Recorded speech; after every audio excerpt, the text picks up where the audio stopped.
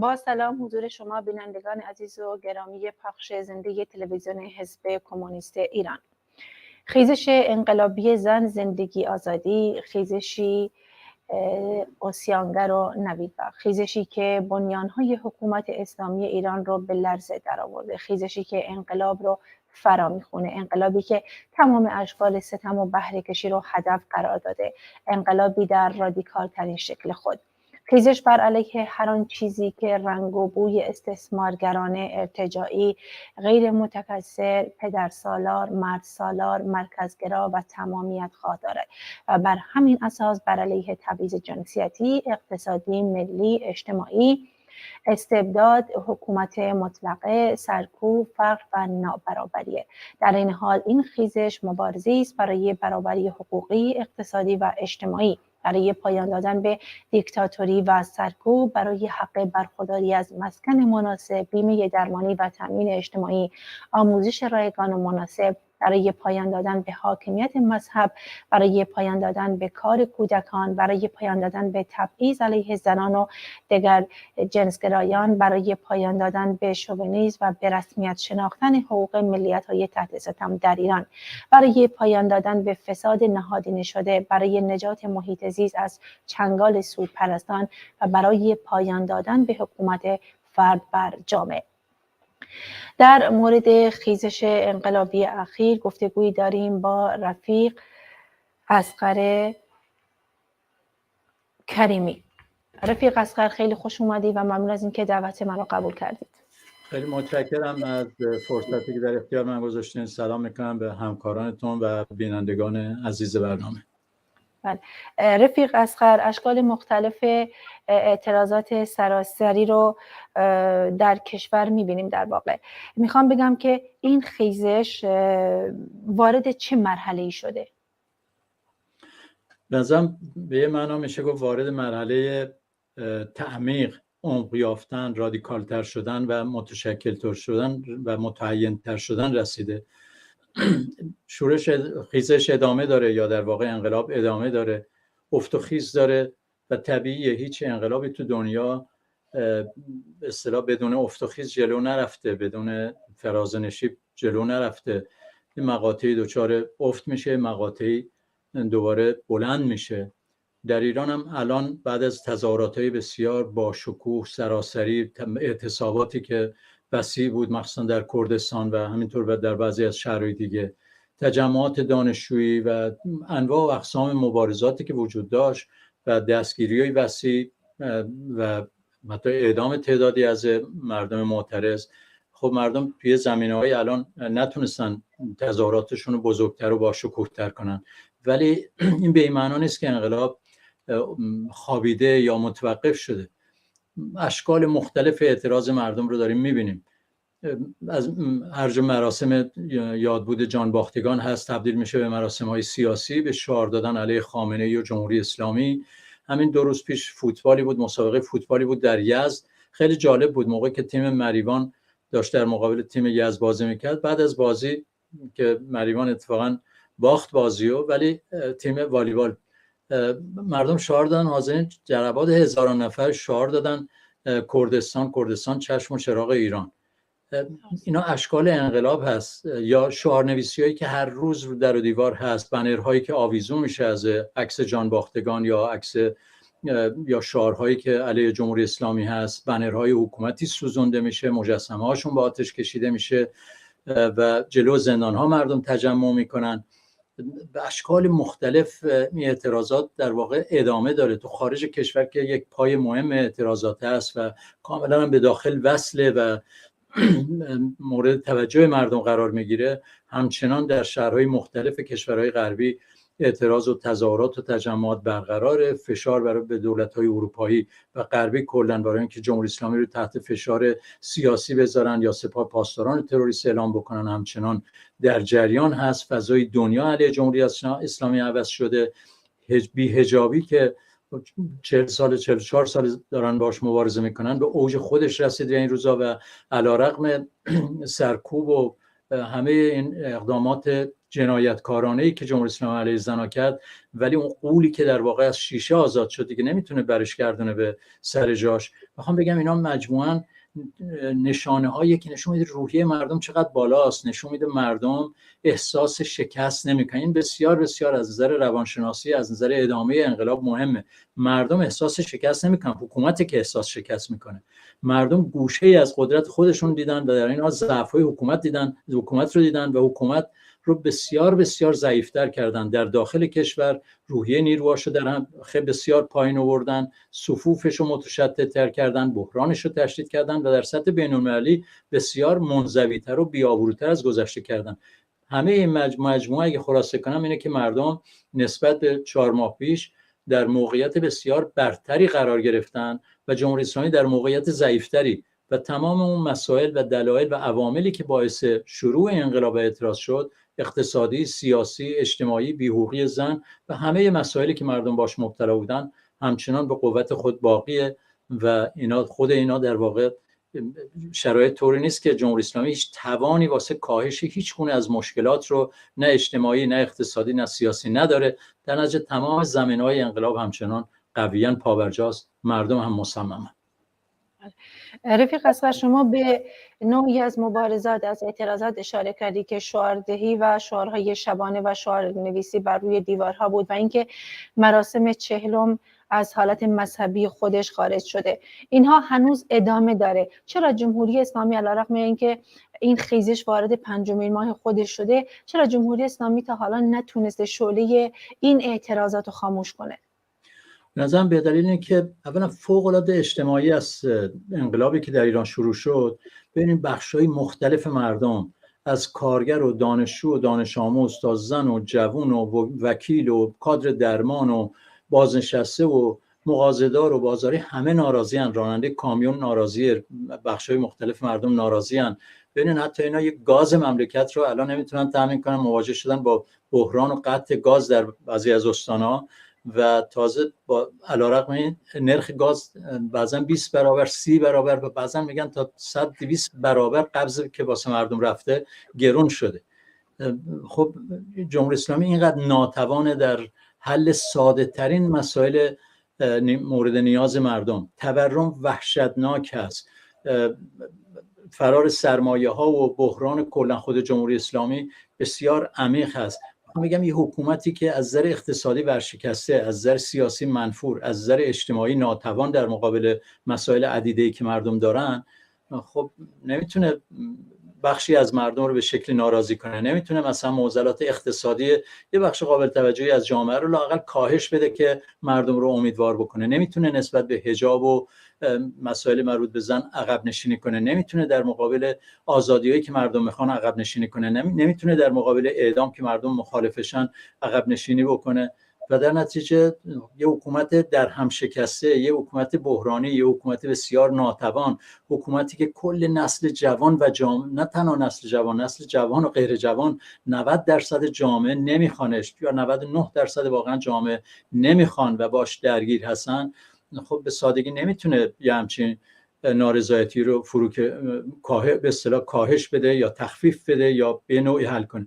بین سال الان تو همین چند سال از 88 که در واقع اعتراضات وسیع توده‌ای شروع شد، یا از 78 در واقع 78 تا 88 10 سال طول کشید، 88 تا 96 8 سال طول کشید، 96 تا 97 و 98 و بعد 2000 1 سال 2 سال شده. در واقع به یه معنا میشه گفت انقلابی که از 96 پایه‌اش گذاشته شد شروع شد با شعار اصلاح طلب اصولگرا، دیگه تمام ماجرا همچنان ادامه داره. وقفه‌های 1 سال 2 ساله پیش اومده ولی این بار این وقفه هم پیش نمیاد. این بار 4 ماه الان وارد 5مین ماه شدیم و جمهوری اسلامی نتونسته، یعنی معلوم میشه این بار بسیار عمیق‌تر، بسیار اجتماعی‌تر حول مسئله زن شروع شد که بلافاصله حمایت دنیا رو به خودش جلب کرد و این نقطه قوت بسیار بسیار مهم انقلاب ایرانی که توجه مردم جهان رو به خودش جلب کرده و همین فشار میاره به دولت‌ها که راحت نتونن باش مماشات کنن. میخوام بگم مجموعه شما فاکتورها رو در نظر بگیرین، میبینین همه چی به نفع مبارزه مردم و به زیان رژیم تغییر کرده و در نتیجه موقعیت مردم از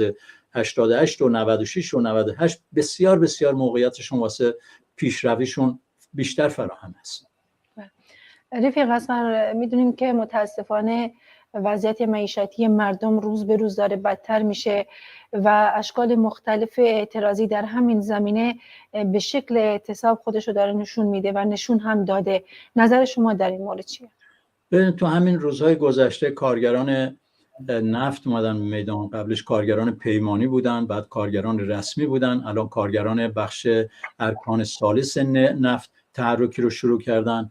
و جالب یه شعاری که کارگرای نفت میدادن این بود: وعده وعید کافی، سفره ما خالیه. کارگران نفت تازه نسبت بقیه بخش کارگرها یه وضعیت مناسبتری داشتن از نظر اقتصادی، الان شعار میدن سفره ما خالیه و میدونن که اوضاع داره به شدت بدتر میشه، با شیب بسیار تندی زندگیشون داره سقوط میکنه. بازنشسته‌ها دو روزهای گذشته تجمع داشتن، معلمان بازنشسته، کارگران بازنشسته تجمع داشتن، کارگران پتروشیمی، کادر درمان در اهواز تجمع اعتراضی داشتن، اعتصاب داشتن، کارگران شهرداری اعتصاب داشتن. چند هفته قبل کارگران ذوباهن دست به اعتصاب و راهپیمایی زدن و در واقع الان کارگران برق روزهای اخیر تجمع داشتن، اعتصاب داشتن. میخوام بگم الان بخش‌های مختلف کارگرا که بیشتر از همه مورد ستم هستن و از نظر علاوه بر همه فشارهای سیاسی و اجتماعی فشار اقتصادی مضاعفی رو شدیدی رو باید تحمل بکنن. خب ناراضیان یعنی در واقع آخرین رمقشون رو جمهوری اسلامی مفتخوره حاکم مکیدن، اون قشر حاکم مکیده و میبینن که دلار شده 45,000 تومان در عرض چند ماه، 30-40% ارزشش افتاده، یعنی ارزش رفته بالا، یعنی ارزش قدرت خرید مردم اومده پایین. میبینن که با یه تورم بسیار افسار گسیخته و نجومی مواجه هستن. میبینن که جمهوری اسلامی حتی چیزی نداره وعده بده که کوچکترین تخفیفی در وضعیت اقتصادی مردم ایجاد میشه.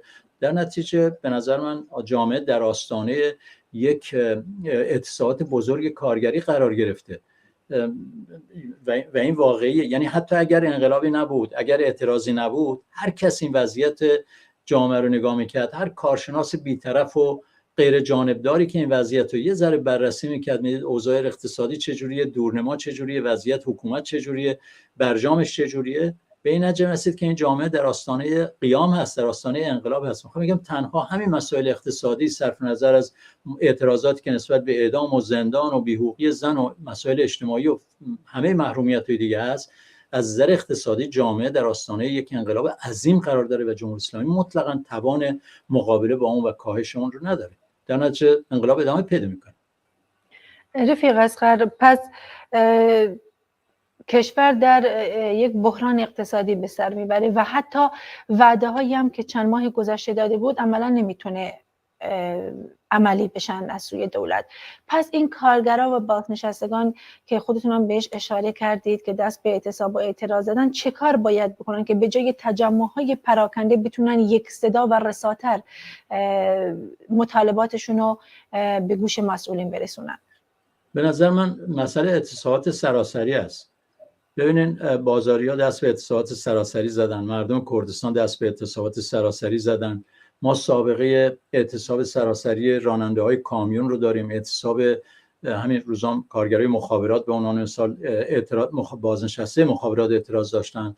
تجمعات و اعتصابات سراسری معلمان رو داشتیم، تجمعات سراسری بازنشسته‌ها رو داشتیم.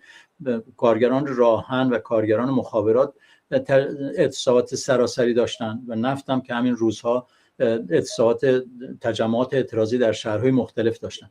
میخوام بگم اینا تجاربیه که خب 30 سال پیش و 40 سال پیش نبود، تجاربیه که در به ویژه در 20 سال گذشته که طبقه کارگر تحرک وسیع در جامعه شروع کرده و به درجات متشکل شده، رهبران خودشو داره، خواستای خودشو داره، بیانیه‌های خودشو داره. یه طبقه کارگریه که با شتاب در واقع داره به طرف جلو میاد و خواستای خودشو میخواد و این تجارب داره. اگر نتونسته این چند وقت تو دل این انقلاب اعتصاب سراسری بکنه، به نظرم فقدان تشکل‌های سراسری کارگرانه که اونم کارگرها به نظر من الان تحرک زیادی در میان فعالین کارگری در مراکز مختلف وجود داره که دارن سعی میکنن متشکل بشن و این یک مسئله جدی است، ولی میشه اینو رفع کرد. به ویژه با این توازن قوایی که تغییر کرده، با این ضعفی که حکومت دوچار شده، کارگرها راحت‌تر الان میتونن متشکل بشن. ببینید جمهوری اسلامی الان اگه کارگرها به عنوان مثال برای دستمزد، برای افزایش دستمزد که چند تشکل هم گفتن حداقل دستمزد سال آینده باید 25 میلیون تومان باشه، تا به نظر من همین الان 3 ماه هنوز مونده، همین الان وضعیت مردم به شدت داغون هست و باید یه تحرکی رو دامن زد و به عنوان مثال میشه یه حول دستمزد، حول اینکه جمهوری اسلامی مسئول معیشت مردم هست و بسیار متفاوت از سالهای گذشته یک جنبش عمومی علیه معضلات اقتصادی رو شروع کرد. حکومت مسئول تامین زندگی مردمه، چون تمام امکانات جامعه در اختیار اونه و جامعه میتونه بگه ما قبول نمی‌کنیم دیگه این شرایط رو، از کارمندا تا بازنشسته‌ها تا معلم‌ها تا کارگرها تا مردم بیکار، باید دیگه زندگی ما رو باید تامین کنیم. حول این میشه حرکت‌های جمعی بزرگ و وسیع را انداخت و جامعه از امسال فرقش اینه که جامعه، کل جامعه، کارگرها یه حرکت اینجوری داشته باشن به شدت ازشون استقبال میکنه و یه روحیه جدیدی به کل این مبارزه داده میشه، در حالی که سالهای پیش کارگرها اعتراض میکردن واسه افزایش دستمزد. خب جامعه طبعا از هر اعتراضی اکثریت عظیم مردم خوشحال میشدن، منتها درگیر نمیشدن و تحرکی ایجاد نمیشد، مشاهده نمیشد که مردم دارن، بخشای مختلف مردم دارن تو مدیای اجتماعی یا تو رسانه‌ها دارن اینو دامن میزنن. ولی امسال اگه کارگرها هر حرکتی تو این مدت کردن، میبینیم چجوری مورد توجه رسانه‌های مختلف قرار گرفته، تو مدیای اجتماعی مردم معترض حمایت کردن، خوشحال میشن، چشمشون به طبقه کارگره. در نتیجه الان اتفاقا فرصت خیلی خوبی واسه کارگراست که حول یه سری مسائلشون بتونن حرکت‌های جمعی را بندازن و نه تنها خودشون کارگران مراکز صنعتی بلکه همه مردم رو فراخوان بدن. پتیشن‌های، قطعنامه‌های مشترکی با بازنشسته و معلم و کارمندا و غیره شروع کنن راه اندازی کردن. 20 میلیون مردم یا بیشتر حاشیه نشین هستن که در فقر مطلق و بی امکاناتی و بی فقدان ساده ترین امکانات رفاهی دارن زندگی میکنن. این نیروی عظیم رو باید به حرکت در آورد. راهش متشکل شدن، راهش حرکت‌های جمعی، رفتن به طرف اعتصابات سراسری. آیا اول اعتصابات سراسری میشه بعد متشکل میشن یا اول متشکل میشن؟ این به نظر من مثل قضیه مرغ و تخم مرغ به اصطلاح، با هم همه مسائل با هم باید پیش بره. هم باید تلاش کرد همین الان واسه اعتصابات سراسری، هم باید تلاش کرد واسه متشکل شدن به این کمبود رو، این ضعف تاریخی رو باید الان جبران کرد.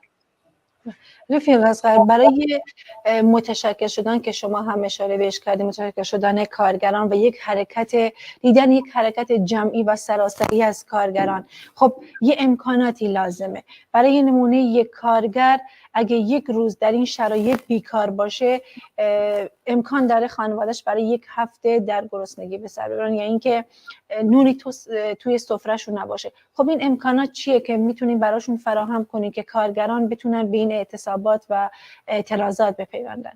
به نظرم یک راهش صندوق اعتصابه. ببینید حالا کارگرها ممکنه اعتصاب بکنن، اگه کوتاه مدت باشه بالاخره حقوق دوره اعتصابشون رو بگیرن، ولی مواجه میشن با اخراج، مواجه میشن با زندان و در نتیجه خانواده نانآور خودش از دست میده.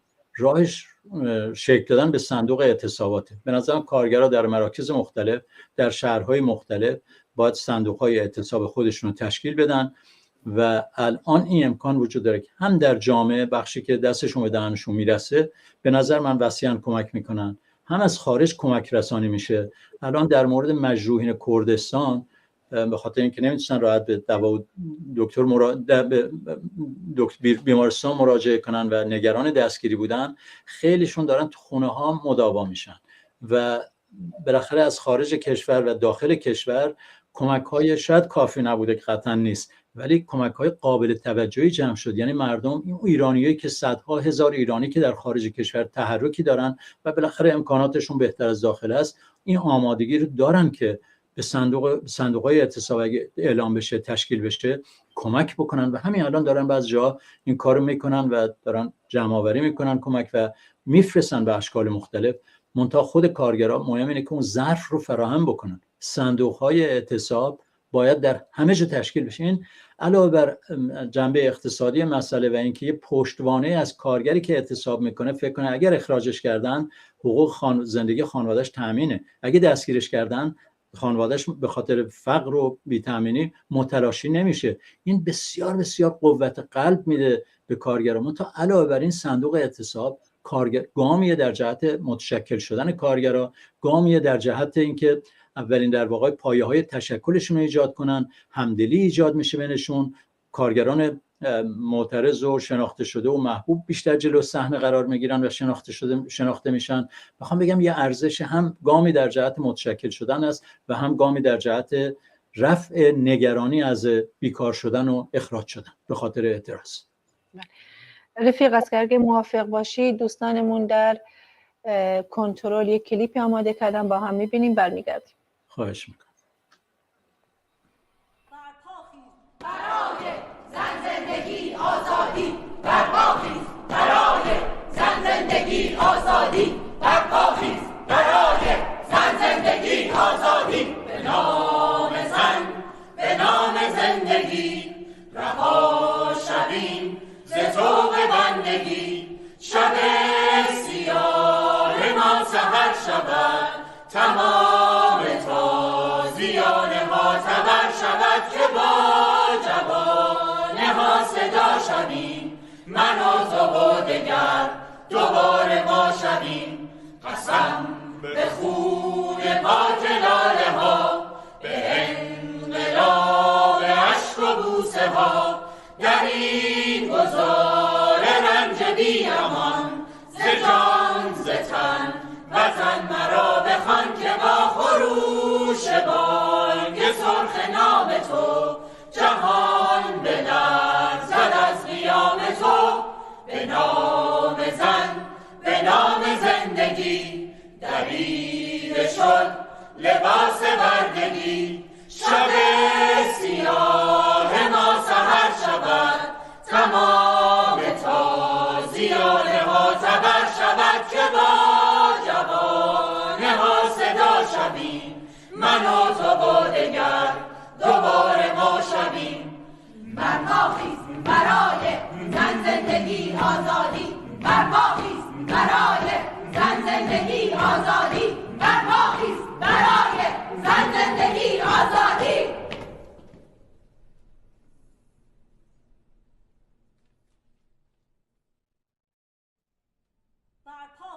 برای زن زندگی آزادی، برپاخیز برای زن زندگی آزادی، برپاخیز برای زن زندگی آزادی. به نام زن، به نام زندگی رها شویم ز طوق بندگی. شب سیاه ما سحر شود، تمام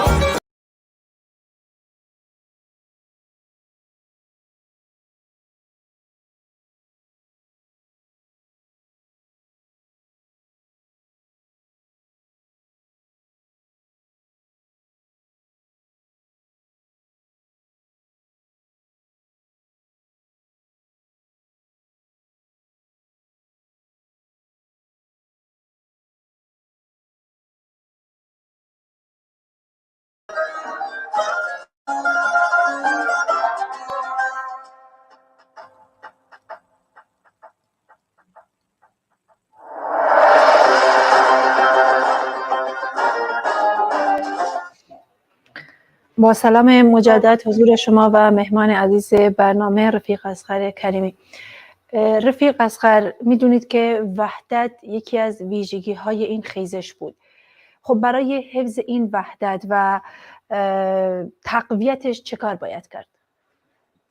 خب همینجور که میگین یک نقطه قوت این حرکت مردم این بود که بسیار متحد بودن، در سراسر کشور بسیار بسیار متحدانه عمل کردن، جمهوری اسلامی سعی کرد مردم کردستان رو مثلا یه شکلی جدا کنه، نتونست. مردم زاهدان و سیستان بلوچستان رو از بقیه جدا کنه، نتونست. شکاف‌های قومی و ملی رو می‌خواست دامن بزنه، نتونست.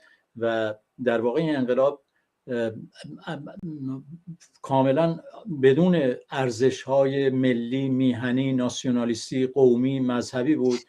همه شعارها علیه حکومت بود، در دفاع از زندانیان سیاسی بود، در دفاع از آزادی‌ها بود، علیه اعدام بود، در دفاع از حقوق زن بود و حول مسائل و نیازهای جامعه بود.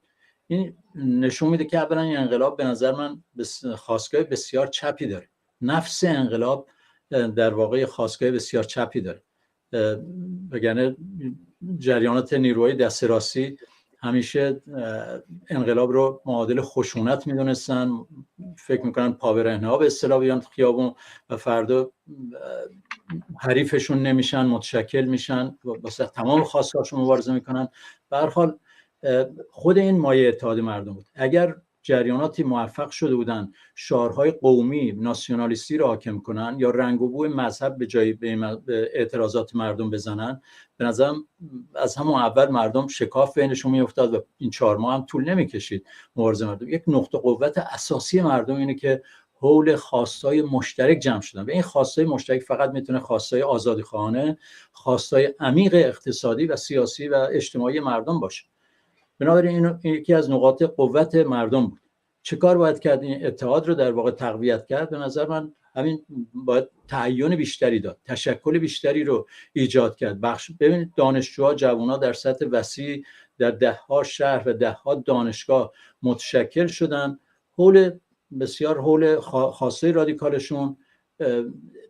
تاکتیک های بسیار خوبی رو به خرج دادن که خود تاکتیک های مبارزاتی هم مهم است. تاکتیک های میتونه به شکست منجر بشه، ناکام بشه، بیمورد باشه، ذهنی باشه، واقعی نباشه. خود اینا مردم رو متفرق میکنه، بیروحیه میکنه، پراکنده میکنه و موجب اختشاش در میان مردم میشه. میخوام بگم تشکل به این معنا کمک میکنه که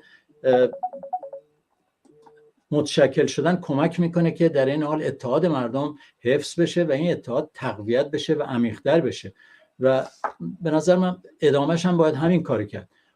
این تا اونجا که مردم به مردم مربوطه، تا اونجا که مربوط به احزاب و جریانات سیاسی مربوطه است، به نظر من داشتن یک متدولوژی به اصطلاح راهکارهای مشترک، داشتن خط مشی مشترک، سیاست‌های مشترک و اجتماعی برخورد کردن یک مجموعه فاکتورهایی کمک میکنه که جریانات مختلف سیاسی که روی زمین در واقع تو خیابون یا تو اعتصاب مشترک عمل میکنن بتونن با هم نزدیک بشن و همکاریاشون بیشتر بکنن و طبعا این نقطه قوت مردم میشه و میتونن تاثیر زیادی بذارن در مقابل جریانات راست که میبینیم الان دارن با انواع طرح‌هاشون، چون دلشون با انقلاب نیست، دلشون با زن زندگی آزادی نیست، شعار مردمیان آبادی رو به عنوان مثال سعی کردن برجسته بکنن که خوشبختانه در نطفه خفه شد و شکست خوردن. سعی کردن ائتلاف ایجاد بکنن ولی چون برنامه و پلتفرم رادیکالی ندارن شکست خورد ائتلافشون. حالا بحث وکالت رو مطرح کردن. به نظر من این شکست خیلی خیلی بیشتری میخوره و دودش تو چشم خود جریانات راست هم میره، ولی جامعه به نظر من تو همین مدت داره یه جور واکسنه میشه در مقابل جریانات راست، داره بیشتر به اصطلاح این قطبندی این باعث شده که مردم هم رادیکالتر و با چشم بازتری به جریانات مختلف سیاسی نگاه بکنن و تا اونجا هم که همینجور گفتم جریانات سیاسی که به اصطلاح پایه‌های مشترکی دارن و شیوه فعالیت به اصطلاح نزدیک به همی دارن از نظر عملی، از نظر سیاستاشون، از نظر تاکتیکا. خب طبعا این انقلاب میتونه زمینه‌های نزدیکی اونا رو بیشتر فراهم بکنه. باید برای این کار تلاش کرد و به نظر من این فوق‌العاده مهمه، چون اگه انقلاب چپ هست یه نیروهای چپ هم میتونن نهایتاً در رهبریش قرار بگیرن. من معتقدم که اکثریت عظیم جامعه تفاوت بسیار بسیار اساسی داره با نیروهای دست راستی. تمام فعالین کارگری میشه گفت خواستگاه چپ دارن، فعالین دانشجویی خواستگاه چپ دارن، جنبش رهایی زن یا جنبش رادیکالی هست، جنبش علیه اعدام، جنبش ضد مذهب. راستا هنوزم که هنوزه نمیخوان در واقع حاکمیت مذهب رو پایان پیدا بکنه، دخالت مذهب تو زندگی مردم از بین بره. تو هر زمینه‌ای که نگاه میکنیم میبینیم خواستای مردم جنبش مردم، مبارزه مردم، ضدیتشون با حکومت، ضدیتشون با مذهب، خواست انقلاب که شکل اساسی مبارزه مردم است، همه اینا در واقع این زمینه رو که چپ هست زمینه رو فراهم میکنه که نیروهای سیاسی که واقعا به شکل اجتماعی چپ و رادیکال حرکت میکنن بتونن نفوذ بیشتری به دست بیارن و همخوانی و همراهی و همبستگی بیشتری رو با هم داشته باشن. رفیق اصغر، وقتی شما گفتید که نفس انقلاب و خواسته هاشون چپه، من یاد صحبت های اخیر احمد وحیدی وزیر کشور افتادم که راجع به مطالبات جوانان کشور گفته بود که مشکل بزرگ جوانای بازداشتی قطع ارتباط با معنویت و خدا بوده. ارزیابی شما از واکنش وزیر کشور نسبت به مطالبات جوانان چیه؟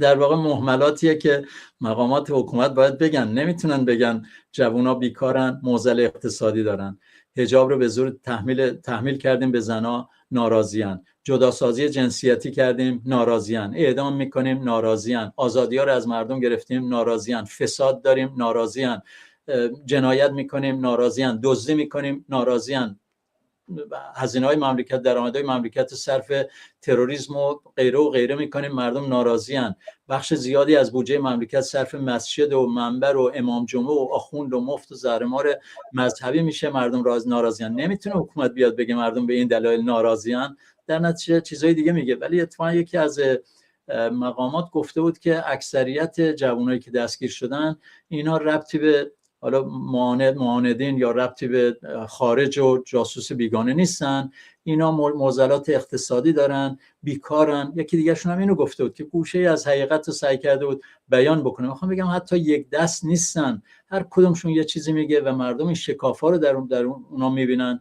ولی به هر حال به نظر من اهمیتی زیادی نداره اینا چی میگن، چون نه مردم توهمی دارن نه مردم دچار گمراهی میشن با این صحبت‌ها. فقط خشم و نفرتشون از یه مش جاهل و یه مش دزد و یه مش فاسد و یه مش جنایتکار و یه مش قاتل که 44 سال سوار سر مردم شدن، فقط مردم خشم و نفرتشون نسبت به اینا بیشتر میشه و یک پارچه تر میشن. به نظر من جامعه ایران یکی از سیاسی ترین، آگاه ترین، پیشروترین جوامع دنیاست. تو 44 سال گذشته مردم 2 انقلاب رو تجربه کردن که بزرگترین انقلابات 44 سال اخیر در تمام دنیا بوده. خب این انقلاب 57 شکست خورد، ولی جامعه رو از نظر سیاسی شخم زد، جامعه رو سیاسی کرد. بخش زیادی از مردم فکر کنن جامعه بالاخره اعتراض کردن، انقلاب کردن، یا حتی اونایی که رفتن فریب خوردن رفتن تو جنگ شرکت کردن، میگن این جامعه رو ما نگه داشتیم، این کشور مال ماست، حقمون رو میخوایم.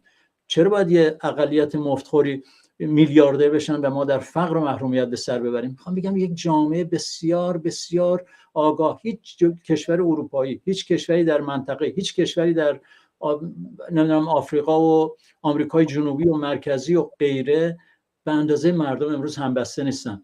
ببینید معلم اعتراض میکنه، بازنشسته ازش حمایت میکنه، بازنشسته اعتراض میکنه، کارگر ازش حمایت میکنه، زندانی رو میگیرن، وکیل اعتراض میکنه، کادر درمان اعتراض میکنه، دانشجو اعتراض میکنه، دانش آموز. یک کاملا به هم پیوستن، میدونن منافعشون در گروه به اصطلاح به هم نزدیکه، میدونن دشمن مشترکی دارن و این یه تفاوت اساسیه که امروز به دلیل سیاسی، نه به دلیل ژن مردم، مثلا به دلیل سابقه سیاسی، به دلیل وجود احزاب اپوزیسیون چپ و رادیکال که خواستای مردم رو نمایندگی کردن و توطئه‌ها، نقشه‌ها، تاکتیک‌های نیروهای دست راستی رو افشا کردن، به خاطر این جامعه بسیار بسیار بسیار سطح بالایی از آگاهی و همبستگی رو داره و این کم نظیره. این پدر جمهوری اسلامی رو در میاره. در مقابل همچین نیروی 100 بار جمهوری اسلامی قوی تر از این باشه شکست میخوره. نسل جوونی که این حکومت رو نمیخواد، مذهبش رو نمیخواد، حاکمیتش رو نمیخواد، حکومت 1% رو نمیخواد، حکومت یه اقلیتی رو نمیخواد و این جامعه متفاوته. به همین دلیل شکست ناپذیره به نظر من.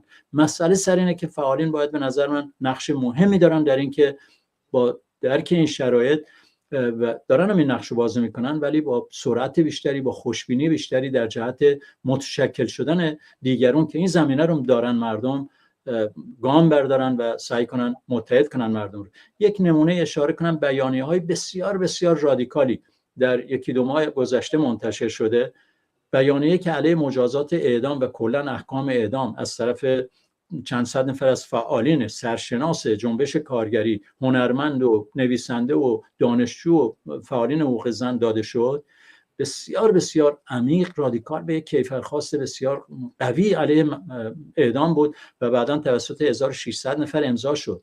بیانیه دیگه علیه در دفاع از زندانیان سیاسی و برای آزادی بیان، آزادی عقیده و آزادی تشکل داده شد. همینجور بیانیه‌های مختلفی از جانب کارگران داده شده. شورای بازنشستگی کارگران، اعتراضات کارگران پیمانی نفت بیانیه‌های بسیار خوب و مهمی داده که کارگران نفت و کارگران داره نمایندگی میکنه. بخوام بگم اینا ما کمتر تو جامعه اینا رو میبینیم. اینا نقاط قوت بسیار عظیم مردمه.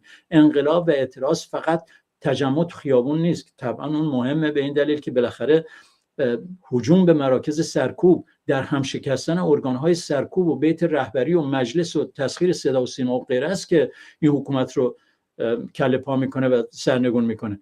ولی با بیانیه‌هاشون دارن تعین میدن، دارن خواستای مردم رو متحد میکنن، با انواع فعالیتایی که مردم دارن میکنن، با سخنرانی‌های پرشور و بیانیه‌های پرشوری که فعالین کارگری دارن میدن، با ایناست که جامعه در این حال هم خیابون رو داره، هم اعتصاب میکنه و هم از نظر سیاسی داره به یه معنا در یه سطحی متحد میشه، نمایندگی میکنه و فعالین بسیار بسیار پیشرویی که یک نقطه قوت بسیار عظیم جامعه است و ابعادش بسیار وسیعه، به خاطر اینکه تو 40 سال به ویژه تو 20 سال گذشته اینقدر اعتصابات اعتراضات بوده. بسیار پخته شدن رهبران کارگری و رهبران دانشجو و معلم و غیره و غیره و اینا به نظر من نقاط قوت بسیار بسیار مهم این جامعه است که قابل عقب رفتن نیست. با هیچ سرکوبی نمیشه این جامعه رو به عقب برگردون. نه حجاب رو میشه به عقب برگردون، نه این رشد آگاهی مردم رو، نه اون نفرت ضد مذهبی مردم رو. هیچ کدوم اینا رو به نظر من به عقب نمیتونه این حکومت برگردون. اینا به نظر من پایه‌های همبستگی مردم و مایه امید و خوشبینی مردم از فاصله سرنگونی جمهوری اسلامی و ساختن یه زندگی انسانی. من رفیق اسقر، به قول شما مقامات ریز و درشت رژیم این ور و اون ور در مصاحبه هاشون طی مهملاتی که میگن گویا اعتراضات اخیر شخص خاصی رو در نظر گرفتن و اون خامنه‌ای و مردم مشکلشون با شخص خود خامنه‌ای. همین سخنانو قالیباف رئیس مجلس هم گفته. میخوام بپرسم که آیا واقعا اینطوریه؟ واقعا چون در شعارها و اگه وارد ماهیت و عمق این خیزش بشیم میدونیم که مردم کل نظام رو نشونه گرفتن، سرنگونی کل نظام. میخوام نظر شما رو در این مورد بپرسم که دلیل این مهملات چیه؟ ببینید، اولا مردم بالاخره سر حکومت رو که به عنوان سمبل حکومت، نماینده حکومت نشونه گرفتن، معنیش این نیست که با بقیه حکومت موافقن. 96 مردم گفتن اصلاح طلب، اصولگرا، دیگه تموم ماجرا. یعنی همتون. یک شعار محوری این روزها فقر، فساد، گرونی، میریم تا سرنگونیه. سرنگونی کل حکومت. مردم نه سپاه رو میخوان. یه شعار بسیار خوب مردم، مرگ بر بسیجی، سپاهی بسیجی، دشمن شمایی، داعش ما شمایی. میخوام بگم تمام، یا پرت کردن عمامه آخوندا که سمبل به اصطلاح چیزای مذهبی هست، حمله با کوکتل مولوتوف به مراکز بیت چیز اسلامی و نمیدونم از مراکز بسیجی تا جاهای مختلفی که این کارو میکنن، تمام در واقع اون نشانه های حکومت از سلیمانی تا غیره و غیره که مردم هر جا دستشون برسه آتیش میزنن. خب اینا نشون دهنده اینه که مردم با هیچ گوشه حکومت، نه هیچ نماینده مجلسی رو مردم قبول دارن، نه هیچ امام جمعه قبول دارن، نه هیچ آیت اللهی رو قبول دارن، نه هیچ وزیر و دولت و رئیس، نه قبلی نه الان. مردم خواهان محاکمه همه در واقع سران و دستاندرکاران حکومت هستن که خون مردم کردن تو شیشه و جنایات عظیمی کردن. از سرنگونی هواپیمای اوکراین بگیرین تا دهه 60 تا همه این سالا که کاری جمهوری اسلامی جز جنایت نکرده و چیزی جز فقر و محرومیت نصیب مردم نکرده. به این معنا به نظرم بسیار طبیعیه که از شعارهای خیلی خوب مردم علاوه بر جمهوری اسلامی، حکومت اسلامی نمیخوایم، جمهوری اسلامی نمیخوایم، حکومت نمیدونم اعدام یا ضد زن سرنگون که میدن، یک شعار مهم مردم مرگ بر خامنه ایه به عنوان سمبل حکومت، رئیس حکومت، نشانه حکومت. یعنی کل حکومت رو نمیخوام. موقعی که مردم، اگر مردم علیه یک مقامی بود میگفتن این مقام رو نمیخوام باید استعفا بده، ولی مردم کل حکومت رو در واقع نشونه گرفتن. بله رفیق اصغر، این مدت بحث آینده بدون جمهوری اسلامی و آلترناتیو بحث مطرحیه.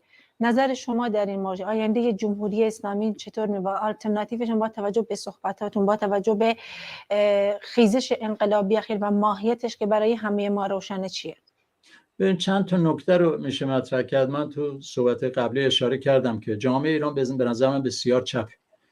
اون شعارهای اعتراضات، مبارزات مردم چپ، جنبش‌های اجتماعی، جنبش علیه اعدام، جنبش ضد مذهب، جنبش کارگری، جنبش معلمان، دانشجوها، بازنشسته‌ها، تمام این سالا که نگاه می‌کنیم اینجور نبوده که یک روزه امروز حالا یه جایی داره اعتراض میشه. سالها اعتراض، سالها جنبش، سالها فعالینی که کار کردن تو این جنبش‌ها بالاخره محصولش شده این خیزش و انقلابی که امروز می‌بینیم و تمام اینا چپه.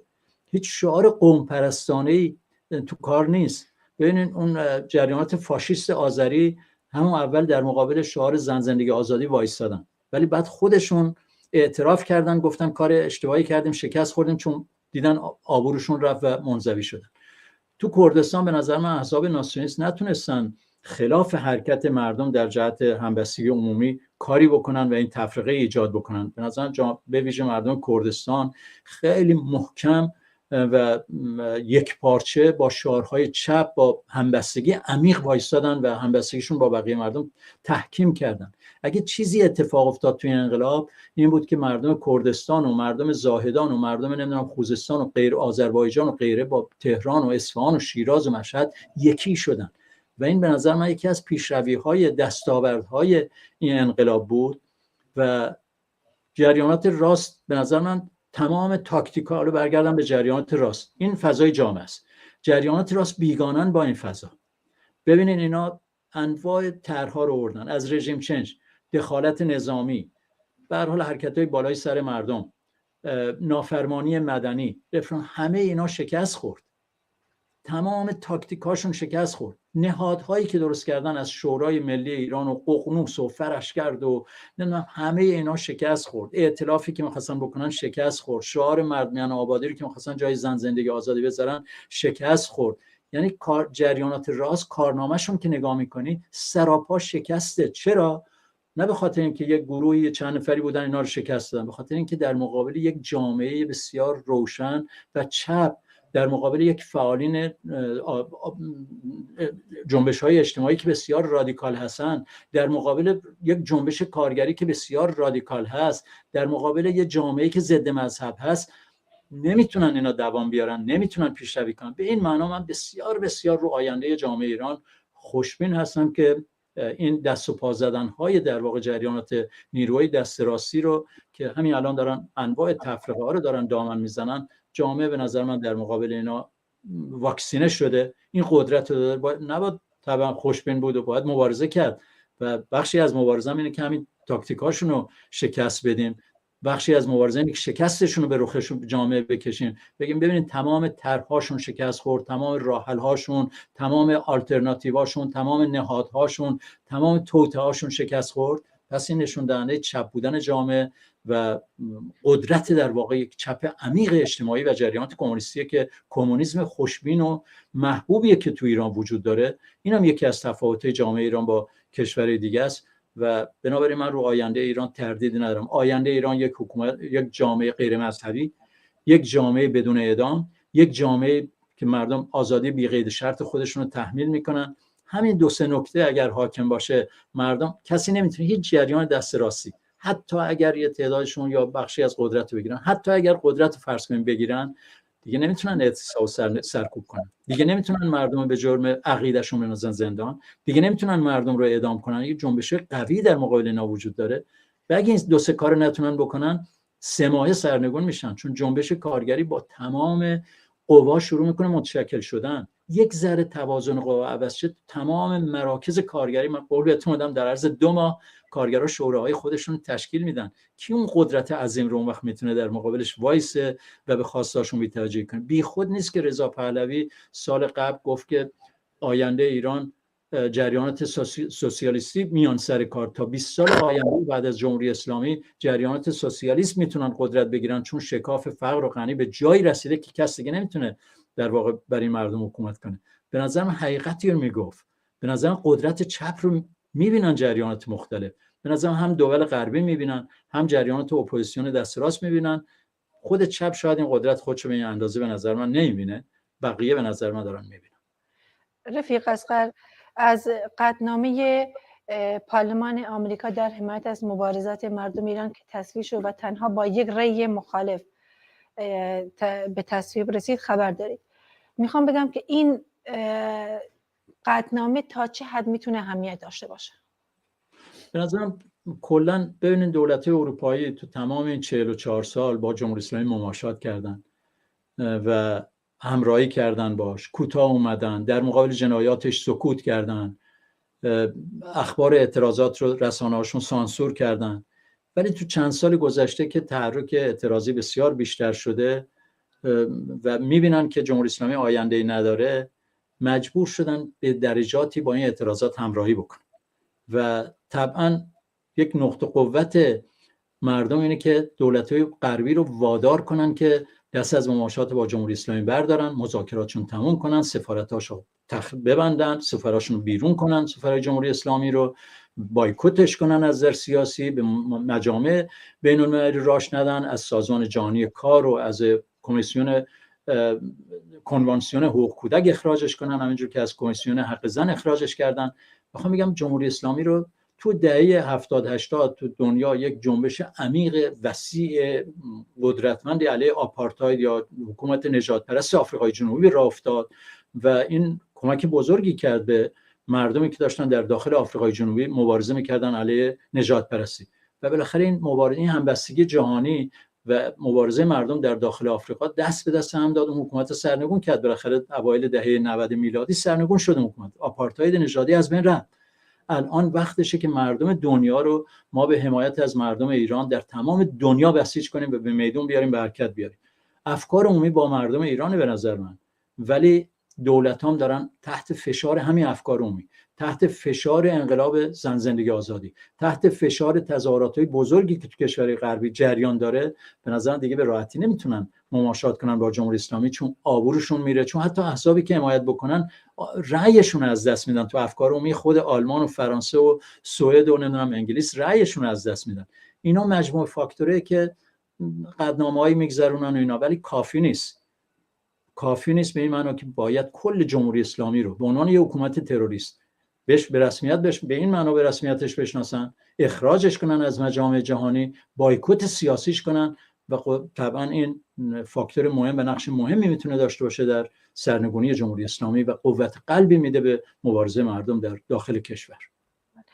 ممنون رفیق اصغر عزیز برای اینکه دعوت منو قبول کردید. به عنوان آخرین صحبتتون اگه نکته‌ای دارید بفرمایید. من در خیلی از صحبت‌ها و نکاتون مطرح کردم. اولا تشکر میکنم از شما به خاطر فرصتی که دادین به من تو این برنامه. به نظر مردم باید اتحاد خودشون رو حفظ کنن، باید فعالین در جهت متشکل شدن پیش برن. قطعنامه‌هایی که علیه اعدام و غیره و غیره داره منتشر میشه به نظر من خیلی بیشتر از اینا میتونه باشه. بخش‌های مختلف کارگرها به نظر من الان وقتشه که تو تمام مراکز کارگری شورای سازماندهی اعتراضات رو ایجاد کنیم، در محلات مختلف و دانشگاه‌های مختلف و مدارس مختلف جمع‌های مبارزاتی درست کنیم و بپیوندیم به جمع‌های قابل اعتماد دیگه‌ای که تو کشور وجود داره و جلوی در واقع تفرقه‌هایی که جریانات دست راستی ایجاد می‌کنن و این ضربه میزنه به انقلاب مردم، به مبارزه مردم، به همبستگی مردم، جلو اونا رو در واقع بگیریم و خوشبین باشیم و بدونیم که جمهوری اسلامی رفتنیه، بدونیم که جمهوری اسلامی سر بلند نمیکنه. بدونیم که نسل جوان و نسل حتی قبلی با این جمهوری اسلامی هیچ همخوانی نداره و جمهوری اسلامی وسیله ناجوری به پیکر جامعه ایران به رفتنی است. بدونیم پر از بحران جمهوری اسلامی و این هارت و پورتا و تهدیداشون تنها راهیه که میتونه در مقابل مردم به اصطلاح خودش نشون بده و حکومتی که به اینجا میرسه رفتنیه. بدونیم که بحران اقتصادیش حل نشدنیه، حتی اگر برجامی احیا بشه که نمیشه، حتی اگر هر اقدامی در واقع جمهوری اسلامی بکنه مطلقاً موفق نمیشه بحران اقتصادی و اجتماعی سیاسیش از سر بگذرونه. روز به روز اوضاع با شدت بیشتری داره خراب میشه از نظر اقتصادی هم. در نتیجه کارگر و زن و معلم و دانشجو و جوان و همه مردم باید دست به دست هم بدن در سراسر کشور با خوشبینی، با اعتماد به نفس برای سرنگونی جمهوری اسلامی. این انقلاب پیروز میشه، میتونیم پیروزش کنیم، وظیفه‌مونه، مسئولیتمونه که پیروزش کنیم تا از 44 سال فقر، بی‌حقوقی، محرومیت، سرکوب، تحقیر، فساد و همه کثافتی که این حکومت 44 سال بر این جامعه حاکم کرده رها بشیم. من بسیار بسیار خوشبینم و فکر میکنم این آمادگی رو جامعه داره که به این هدف مهم خودش دست برسه به این هدف مهم خودش. ممنون از شما رفیق اصغر عزیز برای اینکه دعوت منو در این برنامه قبول کردید. خیلی متشکرم، خسته نباشید. ممنون از شما. بله عزیزان، در انقلاب ژینا شعار زن، زندگی، آزادی انعکاس خواستها و آرزوهای اکثریت مردم ایرانه. مفاهیمی که درست در ضدیت و تقابل با فرهنگ ارتجاعی مبتنی بر نابرابری زن و مرده. در انقلاب ژینا تنها به حاشیه راندن، تضعیف و سرانجام شکست اقتدار مذهبی مورد توجه نیست، بلکه در هر شکستن و زدودن قدوسیت از هر آنچه سمبل اقتدار مذهبی پیگیری میشه.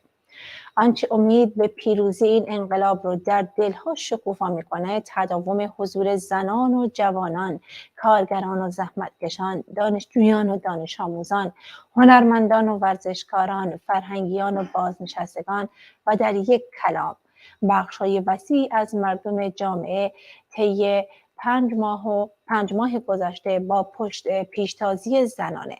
ابعاد توده‌گیری این جنبش به ویژه در کردستان و بلوچستان کم نظیره. اینک این جنبش اجتماعی عظیم میره تا توده‌های وسیع کارگران در مراکز بزرگ تولیدی رو در بر بگیره و همین واقعیت ناقوس مرگ رژیم رو به صدا در آورده. تا به هم رسیدن دیگر، بدرود.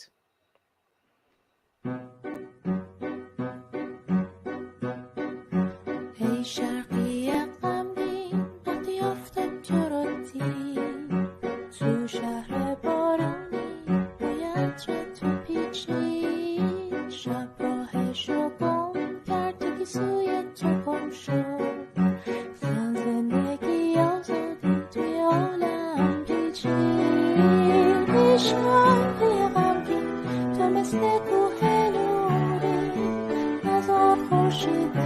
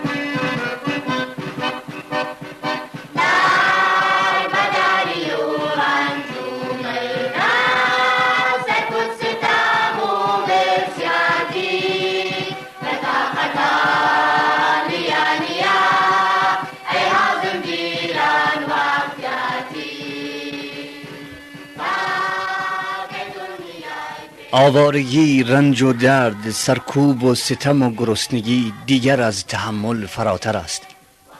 آی هم زنجیران، روز ما فرا رسیده است، تا کی دنیای وارونه بر پای نیستد. هنگام رهایی فرا رسیده، جهان باید زیر و زبر گردد. جهان از آن سازندگان آن است.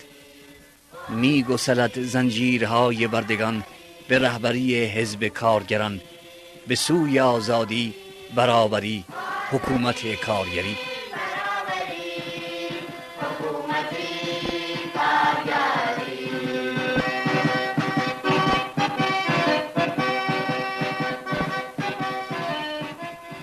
نعمات و فراورده های انسانی و هر آنچه منشأ آسایش و شادی است، تا کی در دست سود پرستان و غارتگران؟ دست غارتگران کوتاه تا این همه از آن همگان گردد. می گسلد زنجیرهای بردگان به رهبری حزب کارگران، به سوی آزادی، برابری، حکومت کارگری. زنجیر هزاران ساله خواهد گسست. آن روز جشن پردوام کارگران است، روزی که استثمار شدگان رهبری جهان را در دست گیرند. آفتاب جاودانه خواهد درخشید. می گسلد زنجیرهای بردگان به رهبری حزب کارگران، به سوی آزادی، برابری، حکومت کارگری.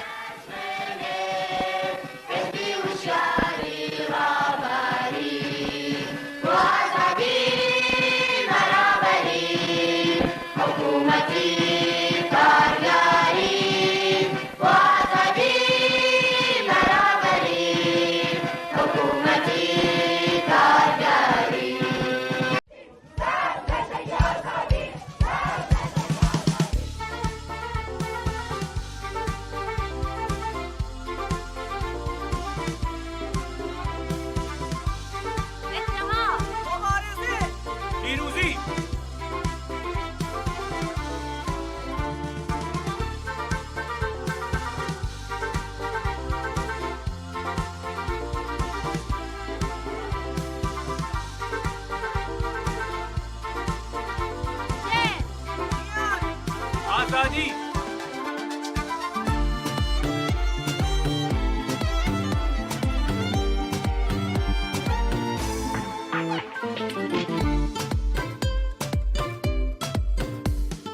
بر ضد بیدار بیا به میدان، تو ای کارگر نسل قهرمان. شور شو خوشه های خشم پیچیده بر هم، کاخ ظالمان. کلید رمز انقلاب ما، تنها اتحاد ما.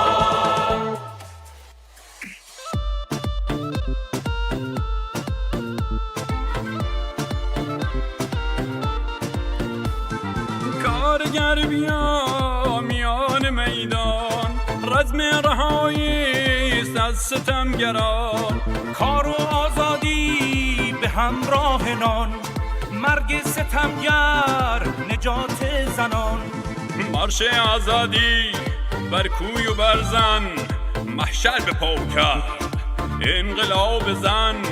به خشم آمده هم پیر هم جوان، جای تو خالیست نسل قهرمان. بر ضد بیداد بیا به میدان، تو ای کارگر نسل قهرمان. شور شو خوشه های خشم پیچیده بر هم، کاخ ظالمان. کلید رمز انقلاب ما، تنها اتحاد ما.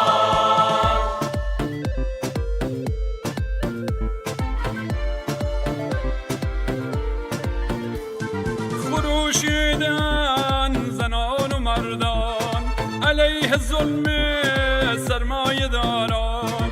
زندان پر شده از هزاران انسان، اسیر دست شکنجه گران. در پرتگاهیم به حکم اسلام، سپاه و بسیج فوج بیلگام.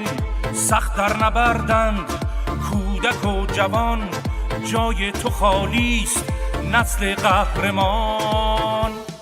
بر ضد ضد بیداد بیاد میدان، تو ای کارگر نسل قهرمان. شور شور شو خوشه های خشم پیچیده برهم، کاخ ظالمان کلید رمز انقلاب ما، تنها اتحاد ما.